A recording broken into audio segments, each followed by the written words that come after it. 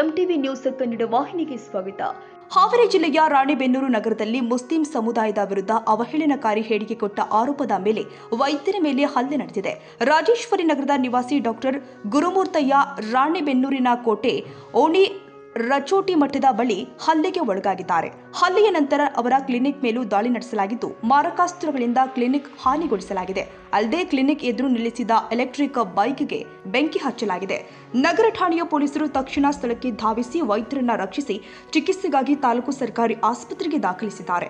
ಪ್ರಕರಣಕ್ಕೆ ಸಂಬಂಧಪಟ್ಟಂತೆ ಮಕ್ಸದ್ ಮೊಮಿನ್, ಸೈಯದ್ ಅಹಮದ್ ಮಕಂದರ್, ಸೈಯದ್ ಹೊನ್ನಾಳಿ, ಜಾಫರ್ ಸಾದಿಕ್, ಕಿಲ್ಲೆದಾರ್ ಅಬ್ದುಲ್ ಮೊನಾಫ್ ಮೊಮಿನ್ ಸೇರಿ 20 ರಿಂದ 30 ಜನರ ವಿರುದ್ಧ ಪ್ರಕರಣ ದಾಖಲು ಮಾಡಲಾಗಿದೆ. ಪ್ರಕರಣ ಸಂಬಂಧ ದೂರು ಹಾಗೂ ಪ್ರತಿದೂರು ಎರಡನ್ನೂ ಕೂಡ ರಾಣೆಬೆನ್ನೂರು ನಗರ ಪೊಲೀಸ್ ಠಾಣೆಯಲ್ಲಿ ದಾಖಲು ಮಾಡಲಾಗಿದೆ. ಘಟನೆ ಬಳಿಕ ನಗರದಲ್ಲಿ ಭದ್ರತೆ ಕಟ್ಟಲಾಗಿದೆ.